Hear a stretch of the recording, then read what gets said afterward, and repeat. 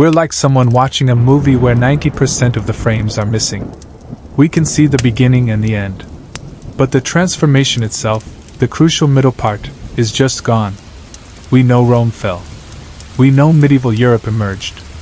But how one became the other, the actual process of transformation, remains frustratingly unclear. This is the real mystery of the Dark Ages. Not that civilization declined. Civilizations decline all the time. The mystery is how thoroughly the historical record was lost. How does a literate society become illiterate? How does technical knowledge simply vanish? How do entire centuries pass with barely any documentation? The answer seems to be that civilization is more fragile than we think, that the infrastructure supporting knowledge, literacy, and documentation isn't natural or inevitable. It has to be actively maintained. And if it isn't, it collapses faster than anyone would believe possible. Within a generation or two, skills that took centuries to develop can be completely forgotten. Within a few decades, mighty cities can be abandoned and reclaimed by wilderness. The Dark Ages are a warning written in absence.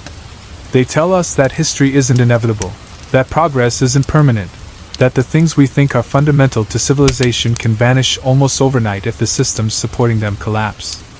They're dark not just because we can't see into them, but because they show us how quickly the lights can go out. How easily centuries of accumulated knowledge can be lost. How rapidly a sophisticated society can forget almost everything it once knew. And somewhere in those lost centuries, people lived, loved, struggled, and died. They had stories we'll never hear, accomplishments we'll never know about, innovations that died with them. They aren't dark because they were ignorant. They're dark because we are. We're the ones who can't see. We're the ones who lost the record. Now, if you're using this as background for sleep, that's precisely my intention. So maybe subscribe and share where you're tuning in from and what hour it is. I always read comments and find it mesmerizing seeing Tokyo at dawn and Toronto at midnight. All simultaneously, all of us contemplating identical enigmas. Here's what makes these lacunas so fascinating. We possess physical proof these civilizations existed. We can observe their remains, their creations, sometimes even their preserved bodies. Then abruptly the evidence ceases. It's like discovering someone's journal with entire sections torn away right during the most crucial events. Consider the archaeological evidence from the late Bronze Age. For generations, we observed sophisticated trade routes spanning thousands of miles, advanced metalworking, complex writing systems, diplomatic correspondence between kingdoms. Then around 1200 BC, virtually everything vanishes. Not just in one location, but in dozens of places simultaneously across the Mediterranean and Near East. Cities burned, trade ceased, writing disappeared. For the subsequent 4 centuries, the historical record goes almost completely dark. Or take pre-dynastic Egypt. We know the Great Pyramids were constructed around 2500 BC. But the civilization that erected them must have invested centuries developing the knowledge, the mathematics, the organizational systems required for such monuments. Yet when we search for evidence of that developmental phase, we find almost nothing. It's as though the Egyptians progressed from small farming communities to perfectly engineered megastructures with barely any transition period. These gaps aren't just puzzling, they're haunting because they demonstrate how fragile our own civilization might be. How rapidly knowledge can evaporate, how easily complexity can collapse into chaos, how close we perpetually are to forgetting everything we believe we understand. Tonight, we're going to explore these shadows, the centuries that consumed civilizations whole. We'll journey from the Eastern Mediterranean during its mysterious collapse to the European Dark Ages where literacy itself nearly perished. We'll venture into pre-Columbian Americas where entire cultures rose and fell without leaving written documentation. We'll examine the Indus Valley, where millions left behind cities but no explanations. We'll trace Africa's deliberately erased history.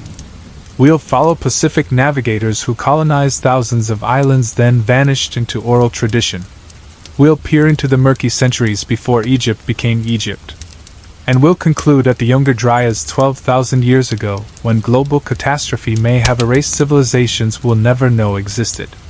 There's something deeply calming about these mysteries. Unlike current events chaos, these puzzles have waited for thousands of years. They'll still wait tomorrow. There's no urgency, no deadline, just the quiet comfort of knowing that history is far stranger and more incomplete than we typically acknowledge. So get comfortable.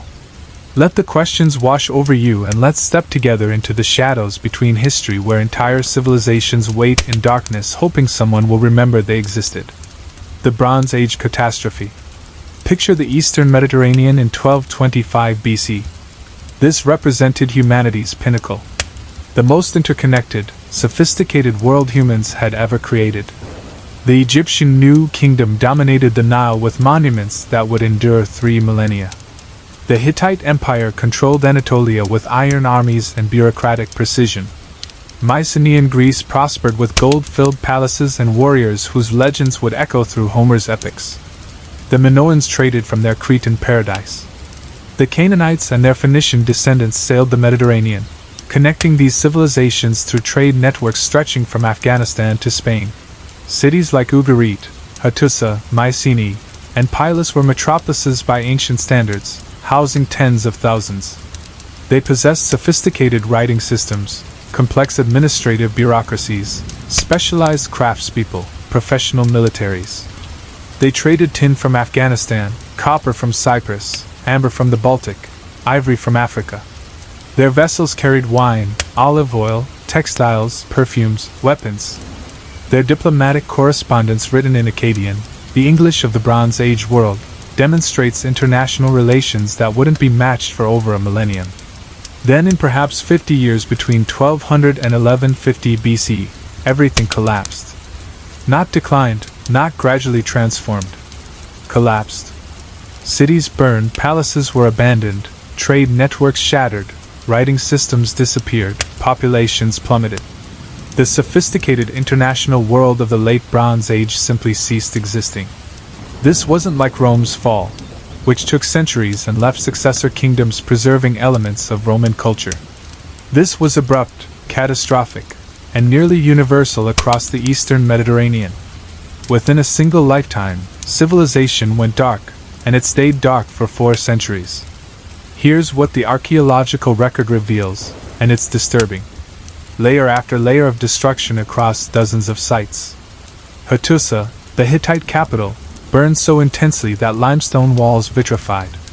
The palace at Pylos in Greece shows evidence of desperate fortification efforts just before destruction. Ugarit, one of the great trading cities, was so thoroughly demolished it was never rebuilt. The palace at Knossos in Crete, center of Minoan civilization, abandoned. Troy destroyed. Megiddo destroyed. Heza destroyed. Ashkelon destroyed. The list continues. More than 40 major settlements show evidence of violent destruction during this period, not spread across centuries. Concentrated in just decades around 1200 BC. Something catastrophic swept through the Bronze Age world like a tsunami, obliterating everything. But here's what's truly disturbing. We don't know what caused it. Or more accurately, we have too many explanations and insufficient evidence to choose between them. Because the Bronze Age collapse didn't just destroy cities, it destroyed the ability to record what happened. When writing systems disappeared, so did the historical accounts that could have explained what went wrong. The most famous theory involves the Sea Peoples. They appear in Egyptian records around 1200 BC as a confederation of raiders and invaders coming from the islands in the midst of the sea. Pharaoh Ramesses III fought them in a massive naval battle around 1175 BC and claimed victory, but even Egypt was weakened. His temple inscriptions described them as a terrifying force that had already destroyed the Hittite Empire and multiple other kingdoms before reaching Egypt's borders. But who were the Sea Peoples? The Egyptian records list names: the Peleset, the Cheker, the Shikalesh, the Denyen, the Weshish. Some scholars think the Peleset became the Philistines. Maybe the Shikalesh were Sicilians. The Denyen might have been Danae, the Greeks mentioned in Homer. But these are guesses based on name similarities written in hieroglyphs 3,200 years ago. We don't know where they originated, what language they spoke, or even if they were a unified group or just a convenient Egyptian label for barbarian raiders from the north. More troubling, we don't know if they caused the collapse or were symptoms of it. Because here's the thing about the Sea Peoples. They appear in records after many major destructions. Hattusa burned before Ramesses III fought his Great Sea Battle. The Mycenaean palaces were already destroyed or abandoned. So were the Sea Peoples destroying civilizations, or were they refugees from civilizations that had already collapsed for other reasons, desperately seeking new homes in a world falling apart? Some archaeologists think climate change was the real culprit. Paleoclimate data shows significant drought across the eastern Mediterranean around 1200 BC. Tree ring studies from ancient timbers show reduced growth. Pollen records indicate decreased rainfall. Lake levels dropped across the region. For Bronze Age civilizations depending on agriculture to feed dense urban populations, sustained drought could have been catastrophic. Crop failures would have led to famine. Famine would have caused social unrest. Desperate populations might have become raiders. Trade networks depending on surplus production would have broken down. This makes sense until you realize Bronze Age civilizations had dealt with droughts before. Egypt in particular had sophisticated systems for managing Nile floods and dealing with lean years. Climate change as the sole cause doesn't explain the sheer speed and thoroughness of the collapse. Droughts cause gradual decline, not the sudden destruction layers we observe. Others point to systems collapse. The Bronze Age world was extraordinarily interconnected. Those trade networks that seemed like strengths were also vulnerabilities. When you need tin from Afghanistan and copper from Cyprus to make bronze weapons and tools, you're dependent on stable trade routes across thousands of miles.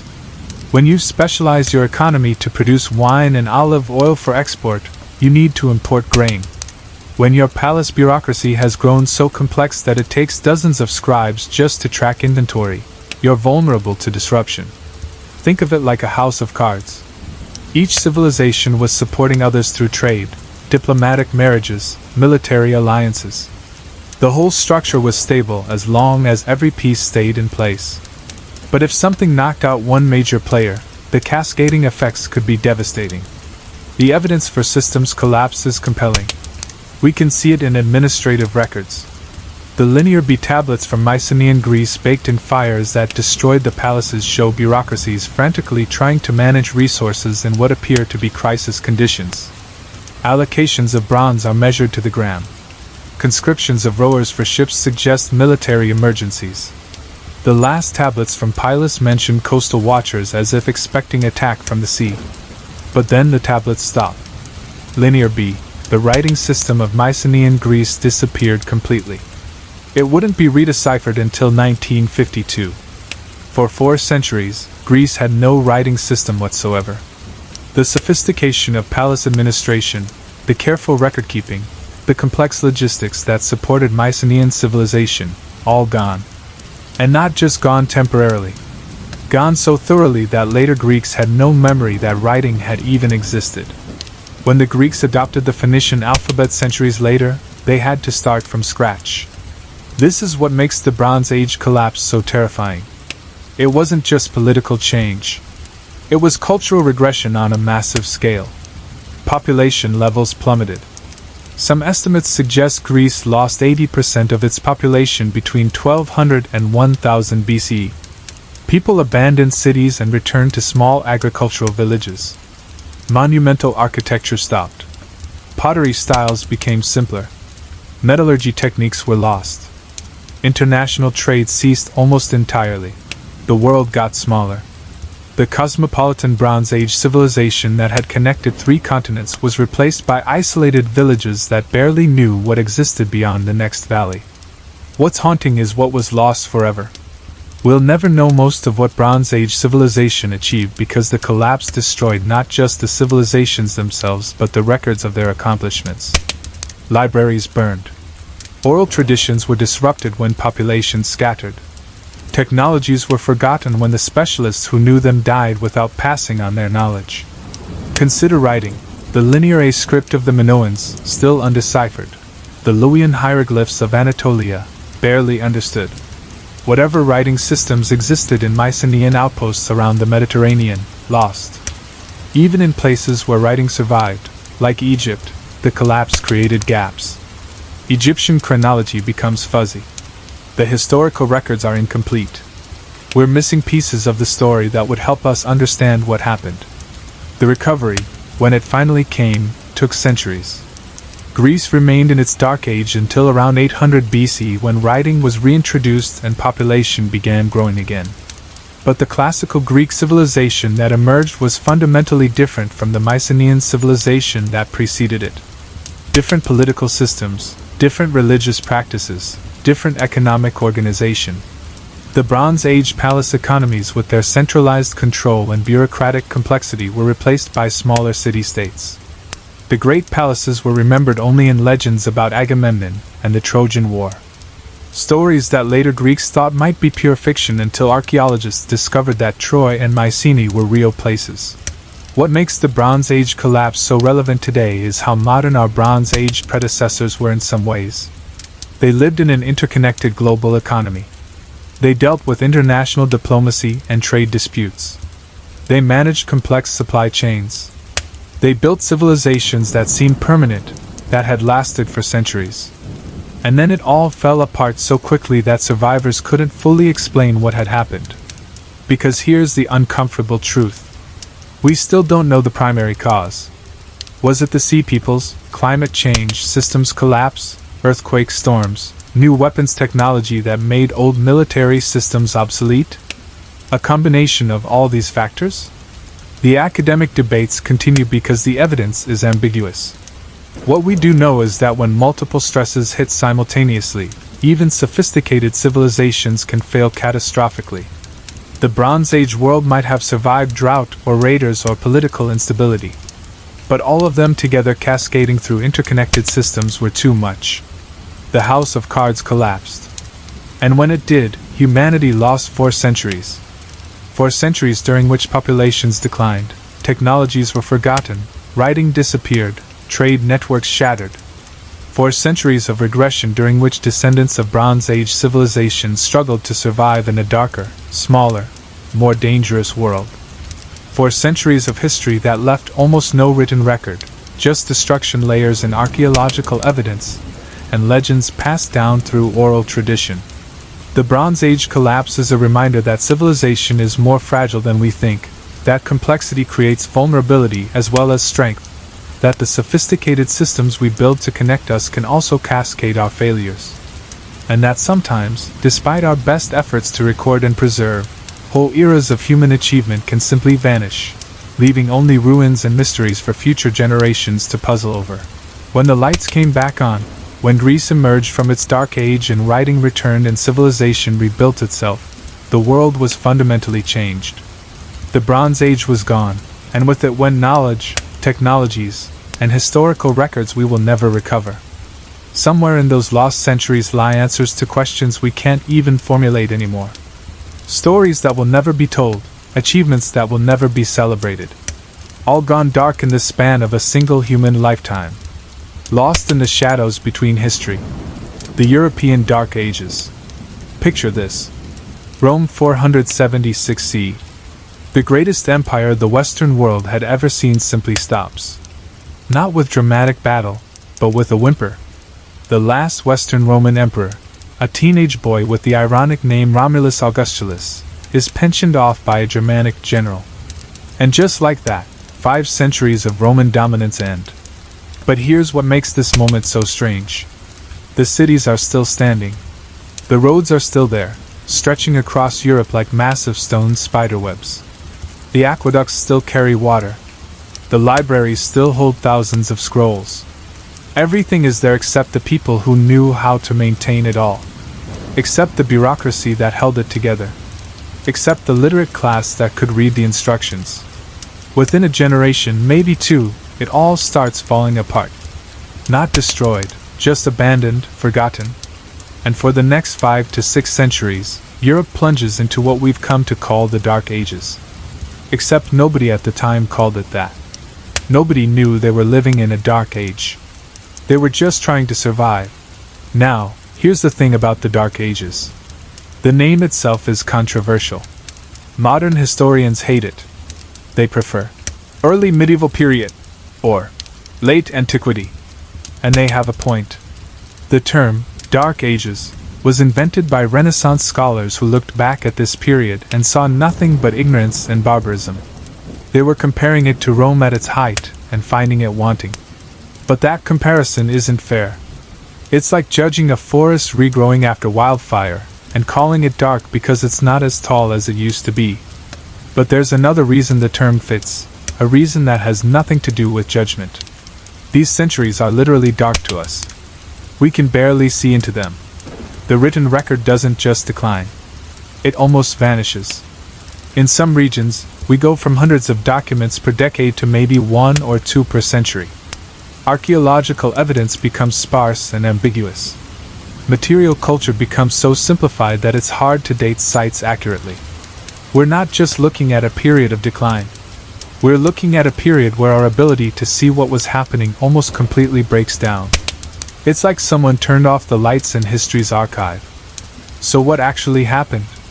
How does the most documented, most bureaucratic, most literate civilization in the Western world simply forget how to read and write within a few generations? The short answer is that the infrastructure of literacy collapsed. But the long answer is so much more interesting and so much more terrifying. Rome wasn't just an empire. It was a machine, a vast interconnected system where every part depended on every other part. The cities depended on grain from North Africa. The army depended on taxes from cities. The roads depended on maintenance crews paid by the army. The whole thing worked because of constant movement. Goods flowing, people traveling, information spreading. When Rome fell, the machine didn't just stop. It started running in reverse. Cities that depended on imported grain began shrinking. As they shrank, they generated less tax revenue. With less revenue, roads couldn't be maintained. With roads crumbling, trade became harder. With trade declining, cities shrank further. It was a death spiral, and it happened fast. Within 100 years of Rome's fall, most major European cities had lost 80 to 90% of their population. Not because people were dying, though plenty were, but because urban life became impossible. When you can't get grain shipments and you can't maintain aqueducts, you move to the countryside where you can grow your own food and drink from wells. And when people moved out of the cities, literacy went with them. Because here's what most people don't understand about literacy in the ancient world. It wasn't valuable for its own sake. You didn't learn to read and write because knowledge was important. You learned because you needed those skills for specific jobs. Government administration, tax collection, trade negotiations, legal contracts, all urban professions, all dependent on a functioning economy. In the countryside, literacy was useless. Worse than useless, it was a waste of time. Why spend years learning to read Latin when you could be learning to farm, to smith, to build? The practical skills that kept you alive didn't require reading. So people stopped teaching it. Within 2 generations, the children of literate Romans became illiterate farmers, and their children had no memory that literacy had ever been important. But it wasn't just literacy that vanished. It was technical knowledge of all kinds. How to build stone bridges, how to make concrete, how to survey land accurately, how to construct multi-story buildings. All of this knowledge was written down, carefully documented in Roman technical manuals. But if you can't read the manuals, the knowledge might as well not exist. Archaeological evidence from this period is absolutely haunting. We find Roman buildings being abandoned, then slowly dismantled for building materials. We find villa sites that just stopped showing any signs of occupation around 450 or 500 CE. We find layers of what archaeologists call dark earth in former Roman towns, basically just accumulated garbage and decay covering the Roman remains. But here's where it gets really weird. The abandonment isn't uniform. Some regions descend into chaos quickly. Others maintain some level of organization for centuries. Britain, for example, seems to experience near total collapse. By 500 CE, British cities are abandoned. Pottery making, which had been a sophisticated industry, reverts to crude handmade vessels. Even basic stone construction seems to be forgotten. People are building in wood again like their pre-Roman ancestors had. But in other places like Italy and parts of Gaul, there's continuity. Cities shrink but don't disappear. Literacy declines but doesn't vanish. Some level of trade continues. It's not uniform darkness. It's patchy, inconsistent, maddeningly hard to understand. And then there are the mysteries, the things we simply cannot explain. Take settlements. During the height of the Dark Ages, roughly 600 to 800 CE, we have archaeological evidence of thousands of small settlements across Europe, villages, hamlets, isolated farms. But we have almost no written records describing them. Who lived there? How were they organized? What did they believe?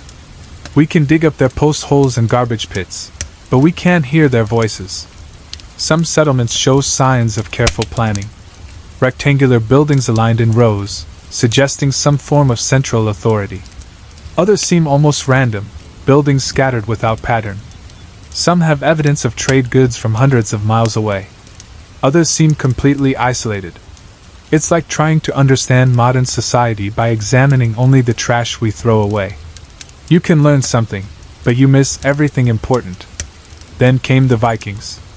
Starting around 793 CE with the raid on Lindisfarne Monastery, Scandinavian seafarers began ranging across Europe and beyond. And here's what's so frustrating. We know the Vikings were incredibly successful. They established trade networks from Baghdad to North America. They founded cities that still exist today. They developed sophisticated shipbuilding techniques that allowed them to cross oceans. But we don't really know how they did it. The Norse didn't start writing things down until they converted to Christianity centuries after their expansion began. Everything we know about early Viking society comes from archaeological evidence and much later sagas that are half legend, half history, and completely unreliable for dating or details. How did Norse society organize expeditions involving hundreds of men and dozens of ships? How did they navigate across open ocean without compasses? How did they maintain supply lines across thousands of miles? We have theories, educated guesses, but the truth is we just don't know. The Vikings left us their artifacts, but not their manuals. The only place where knowledge was being systematically preserved was in monasteries. As the Roman world collapsed, the Christian Church became the last institution with resources and motivation to maintain literacy. Monks copied manuscripts, laboriously reproducing ancient texts by hand. Everything we know about classical literature we know because some medieval monk thought it was worth copying. But here's the tragedy. The monks were selective.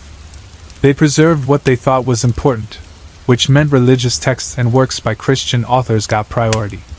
Pagan literature, scientific treatises, technical manuals, huge swaths of ancient knowledge were simply left to decay.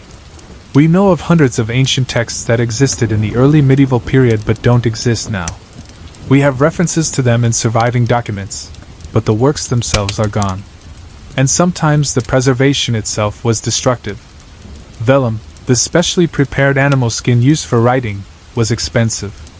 So monks would sometimes scrape off older text to reuse the vellum for new documents. These are called palimpsests, and modern imaging technology can sometimes read the erased text underneath. What we've found is heartbreaking. Lost plays by Sophocles, scientific treatises by unknown Roman authors, historical accounts that would fill crucial gaps in our knowledge, all scraped away to make room for copies of texts that already existed in dozens of versions. The population decline during this period was staggering, though we can't put precise numbers on it. Some estimates suggest Europe's population fell by 50% or more between 400 and 600 CE. This wasn't primarily due to war or invasion. It was disease, malnutrition, and the collapse of trade networks that had allowed specialized urban populations to exist. When populations collapse, so does specialization. In a city of 50,000, you can afford to have full-time scribes, architects, engineers. In a village of 200, everyone needs to be a generalist. Everyone needs to know how to grow food, make tools, build shelter. The specialist knowledge that created Roman civilization became a luxury nobody could afford. Recent discoveries are starting to fill in some gaps, though each answer raises new questions. Excavations across Europe have revealed that the so-called Dark Ages weren't as dark as we thought. We've found evidence of sophisticated metalworking continuing throughout the period. We've discovered extensive trade networks that nobody knew existed. We've uncovered burial sites with grave goods from thousands of miles away, proving that long-distance travel never completely stopped. But these discoveries also highlight how much we've lost. Every sophisticated artifact we find raises the question, if they could make this, what else could they make that we haven't found? Every trade good from distant lands suggests networks and relationships we don't understand. Every well-constructed building proves there were architects and engineers whose names we'll never know. The Dark Ages weren't dark because nothing was happening. They're dark because we can't see what was happening. Somewhere between 400 and 1000 CE, Europe transformed completely. The world of city-states and empire gave way to the world of feudalism and monarchy. Classical culture died and medieval culture was born. Technologies were lost and different technologies were invented. Languages evolved. Populations migrated. Entire peoples appeared and disappeared. And we missed almost all of it. We're like someone watching a movie where 90% of the frames are missing. We can see the beginning and the end. But the transformation itself, the crucial middle part, is just gone. We know Rome fell. We know medieval Europe emerged. But how one became the other, the actual process of transformation, remains frustratingly unclear. This is the real mystery of the Dark Ages. Not that civilization declined. Civilizations decline all the time. The mystery is how thoroughly the historical record was lost. How does a literate society become illiterate? How does technical knowledge simply vanish? How do entire centuries pass with barely any documentation? The answer seems to be that civilization is more fragile than we think, that the infrastructure supporting knowledge, literacy, and documentation isn't natural or inevitable. It has to be actively maintained. And if it isn't, it collapses faster than anyone would believe possible. Within a generation or two, skills that took centuries to develop can be completely forgotten. Within a few decades, mighty cities can be abandoned and reclaimed by wilderness. The Dark Ages are a warning written in absence. They tell us that history isn't inevitable, that progress isn't permanent, that the things we think are fundamental to civilization can vanish almost overnight if the systems supporting them collapse. They're dark not just because we can't see into them, but because they show us how quickly the lights can go out. How easily centuries of accumulated knowledge can be lost. How rapidly a sophisticated society can forget almost everything it once knew. And somewhere in those lost centuries, people lived, loved, struggled, and died. They had stories we'll never hear, accomplishments we'll never know about, innovations that died with them. They aren't dark because they were ignorant. They're dark because we are. We're the ones who can't see. We're the ones who lost the record. The question isn't whether the Dark Ages were really dark. The question is, what else have we lost without even knowing it was there? Conclusion. So here we are at the end of our journey through the gaps, the dark spaces, the lost centuries that riddle human history like holes in ancient parchment. And you know what? We haven't actually solved anything. The Bronze Age collapse is still a mystery. We still don't know what happened to the Indus Valley people. The Dark Ages remain frustratingly dark. Pre-Columbian America keeps most of its secrets. And those Pacific voyages, they're still out there somewhere in the historical fog, their stories waiting to be discovered. But here's the thing about mysteries. They don't need to be solved to be valuable. In fact, there's something profoundly important about acknowledging what we don't know. Because every gap in our understanding is an invitation, a reminder that history isn't a closed book. It's an ongoing investigation where every generation gets to participate in the discovery. Think about it this way. Every person who's ever told you they know exactly what happened in the past is lying. Not maliciously necessarily, but they're filling in the gaps with assumptions, with guesses dressed up as certainty. The honest approach, the scientific approach, is to say, we don't know yet. And that yet is doing a lot of work. Because we're getting better at this all the time. Technologies that didn't exist 20 years ago are revolutionizing archaeology right now. Ground-penetrating radar that can map entire buried cities without disturbing a single stone. DNA analysis that can track ancient migrations with precision our predecessors couldn't have imagined. Satellite imagery that reveals landscape modifications invisible from the ground. Climate proxies that reconstruct ancient weather patterns season by season. Each new tool illuminates another corner of the darkness. Just in the last few years, we've discovered entire civilizations that nobody knew existed. LiDAR surveys in the Amazon revealed massive settlements where scholars had assumed only scattered tribes lived. Deep-sea exploration found shipwrecks that rewrote our understanding of ancient trade networks. Ice core analysis pushed back the dates for human activity in the Americas by thousands of years. Every single one of these discoveries required rewriting the textbooks, admitting that what we thought we knew was incomplete. And that's going to keep happening. Someone listening to this right now, maybe you, might be the one who makes the next big discovery. Not necessarily by finding some lost artifact in a dramatic excavation. Maybe by asking a question nobody else thought to ask. Maybe by applying a new technology to an old problem. Maybe by looking at familiar evidence from an unfamiliar angle and seeing patterns everyone else missed. Because the gaps aren't obstacles, they're opportunities. Every blank space in the historical record is a chance for future researchers to make their mark. Every unsolved mystery is a puzzle waiting for someone clever enough, patient enough, curious enough to piece it together. The lost epics aren't lost forever. They're just lost for now. And there's something comforting about that, isn't there? In a world that often feels completely mapped, totally explored, with no frontiers left to discover, history reminds us that mystery still exists, that wonder is still possible, that we're still at the beginning of understanding our own story as a species. We've been around for hundreds of thousands of years, and we've only figured out tiny fragments of our own past. The rest is waiting.